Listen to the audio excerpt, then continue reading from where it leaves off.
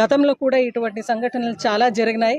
అయితే ఈ పాప పెయిన్ బేర్ చేసుకోలేక అబార్షన్ చేసుకోవాలని ఆ పాప డిసిషన్ తీసుకుంటూ బయటకు వెళ్ళి ఇంటింటికి తిరిగి నాకు ఈ డబ్బులు ఇవ్వండి, నేను ఈ టర్మినేట్ చేసుకోనాలి ఈ ఒక ప్రెగ్నెన్సీని అని ఆమె చెప్పడం వల్లే ఇది వెలుగులోకి వచ్చింది అని చెప్పడానికి ఒక మహిళగా నాకు చాలా బాధాకరంగా ఉంది.